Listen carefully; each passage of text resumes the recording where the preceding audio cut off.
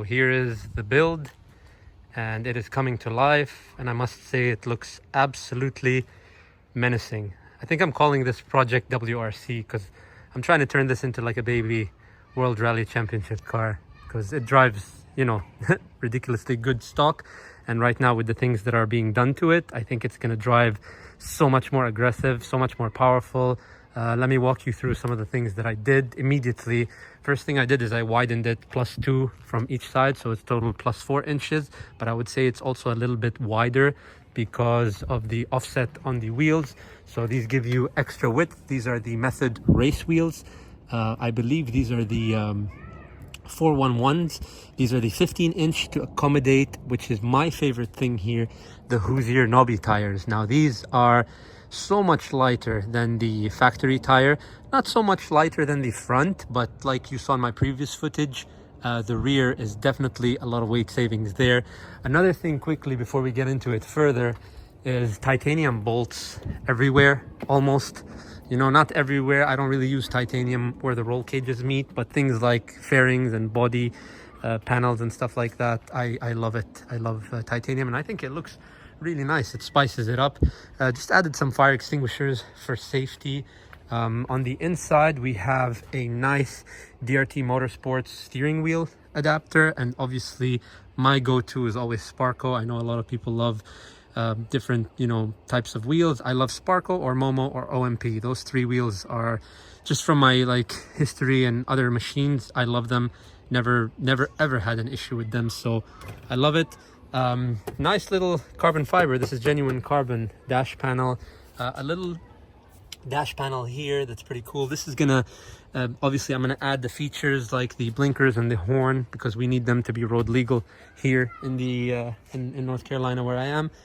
And yeah, what's gonna happen to it pretty soon is a nice exhaust intake and a tune by Weller. I'll keep it a surprise what exhaust I'm choosing. I'm gonna say it from now, since I'm getting a Weller tune, it's not gonna be Weller. It's already been ordered before I got the tune. The tune is going to be from Power Vision, so it's going to add a couple of horsepower, but mainly it's going to make it be more responsive. No speed limit, speed limiter delete, and RPM, it raises the RPM and it engages the cooling fan sooner. So another thing we did inside here is the 4-point, not 5-point harness. So this thing, in my opinion, is one of the very important things that you need to add to your machine, because it makes you drive a lot better. It's not just for style or for look. It keeps you seated there. It makes you a lot more confident at high speed. Very important. Obviously we have the mirrors, you know, for the road part of it, but yeah, just so far looking amazing. Can't wait to try it on the new tires. These are brand spanking new. They're not you know, they don't even have a mile on them. Just rolled it out of the garage and right here. But yeah, what an absolute beauty. Another thing I did have to mention, so I changed the oils. We're done with the break-in period, so all the oils are changed right now. We have the front diff fluid, the rear diff fluid, and the transmission fluid, along with the engine fluid. Now on the 2024s, because it's a 6-speed, for some reason we have an extra filter on the transmission, so it's the same filter for the engine, in case anyone's wondering. Plus they kept that little drain in the bottom, which is like a drain filter, which is great. In my opinion, you have double filtration for the transmission. I use Motul oil, Motul transmission oil. It is an absolute perfect transmission oil, especially for racing gears, and these are sequential gearbox straight cut gears, so works perfectly. Same thing with the engine. I use Motul as well engine. I use the Performance side by side. They are, in my opinion, the best. It is the 10W50 and it is the ATV side by side power. It's called the ATV side by side power. It is 100% synthetic, and it's, you know, made for specifically this type of use, and realistically it's made for high revving and high RPM you know, applications, which this definitely is. So that is like a match made in heaven. Another thing I did here is I put the In the primary filter, I put the uni filter, which is exactly like the GYTR. The GYTR is the uni filter. It's exactly the same. I had to look at them both. And another thing is the secondary filter, I changed it out to a K&N filter just to have extra filtration, because I don't like the dry OEM filters on these things. They're really good, and I like the metal screen. I wish K&N put that, but I guess with the oil, you don't really need that metal screen. But anyways, that's it for now. And yeah, can't wait to take it out and drive it. So excited. These are just some wireless blinkers that I put here for now, temporary, until I figure out where I want to put the permanent ones. But yeah, it looks absolutely great. I'm in absolute love with this machine. I think it's one of my favorite machines. I'm driving it, or at least I want to drive it more than anything right now. It's just, you know, I'm completely captivated by it. So yeah, enough talking, time to drive.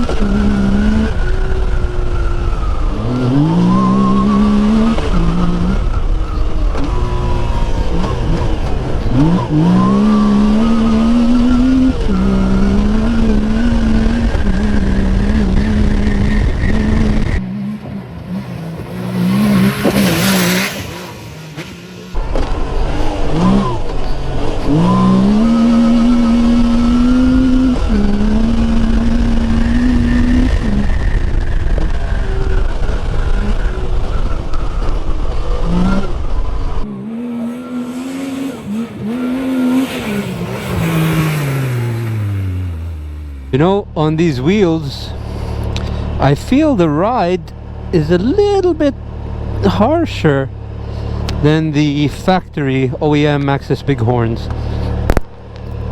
So let's reduce the pressure a little bit and see how they react. This could be partially due to the extra inch in rim size. So let me deflate them a tiny bit and let's see if that makes an improvement.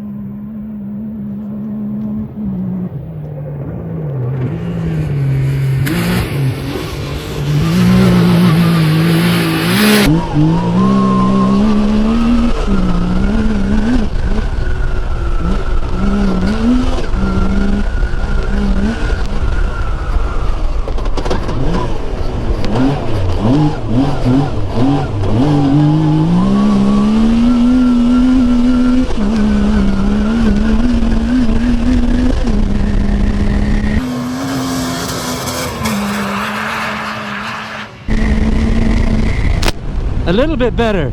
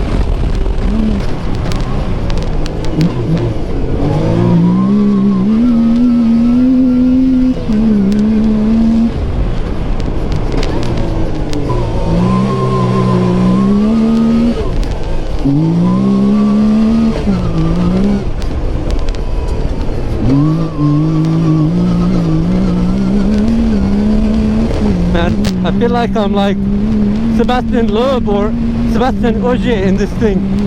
Honestly. Holy shit! Oh my god.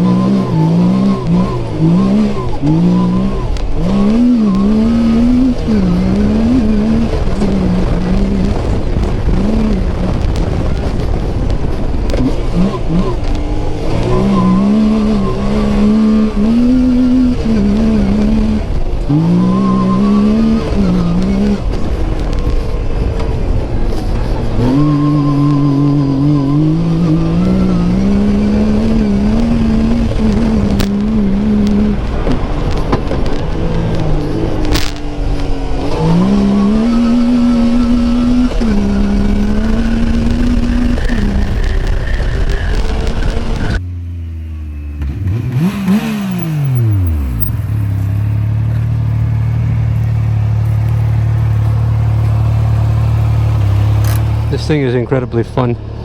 It's insane. It's insane. Guys, I'm telling you, it is an absolute monster. Literally a weapon. I'm in love with this thing. Makes you work, huh? With the manual gearbox, it really makes you work, and you feel and engage with it in such a beautiful way. Very, very happy with this thing. I am in love with this thing. As far as comfort goes, definitely the OEM 14-inch wheels with the 29-inch Maxxis Bighorns are a bit more comfortable than this. These are a lot better for the street. They are, I can see why they're a race tire. This is kind of built to be a race tire for a very prepped track. So it's not really something you'd want to take on like a trail or slow speed. But I am driving somewhat in the middle, kind of high speed and slow speed. So anyways, I just love the way they look. I decided to try them. They're great, but I thought I was going to sell my original wheels and tires. Don't think I'm going to be doing that. If anything, I might just get, because I love the look of these wheels, if anything, I might just get the same set as this wheel, but instead of a 15-inch to accommodate the Hoosiers, I'd get them in a 14-inch to accommodate the OEM Bighorns. So yeah, just I hope you guys will enjoy the footage. It's just so cool right now to drive in this beautiful sunset. I only have maybe, I want to say, what, 15 minutes left to drive, and then I'm out of here. So enough talking, back to driving. But what a machine, what a car, whatever it is. It's a car, a buggy, whatever you want to call it. To me, it's a car. It's literally a car. So impressed with this thing. And slowly it's gonna be the build that I dreamt of. You know, it's already almost there, minus the exhaust and the tune, and the final part is the turbo. But honestly, in all honesty, I want to enjoy this thing naturally aspirated as much and as long as possible before I slap that turbo on there, because that turbo is going on there. It's just a matter of time.